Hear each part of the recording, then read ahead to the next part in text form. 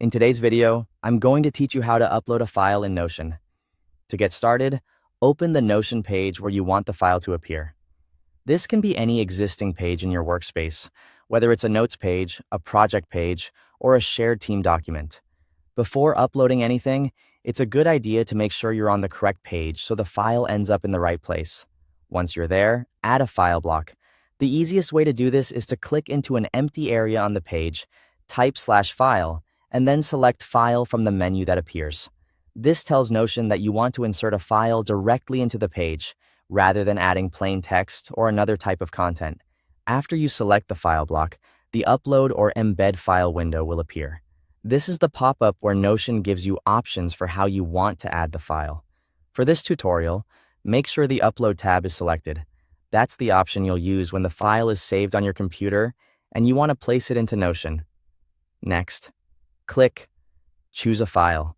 This will open your computer's file browser so you can look through your folders and locate the item you want to upload.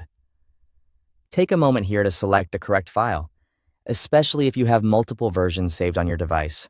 Once you find the file, select it and confirm your choice in the file browser. Notion will begin uploading it right away. Depending on the size of the file and the speed of your internet connection, this may take a few seconds. Just wait until the upload finishes completely before moving on. There's also another quick method you can use. Instead of creating a file block manually, you can drag a file directly from your computer and drop it onto the Notion page. This is often the fastest option if you already have the file visible on your desktop or in an open folder. After the upload is complete, review the page and make sure the file appears where you expected it to. This helps you confirm that the upload worked properly and that the content is now attached to the page. Finally, click the uploaded file to open it and confirm it was added successfully. This last check is useful because it lets you verify that the file is not only visible but also accessible.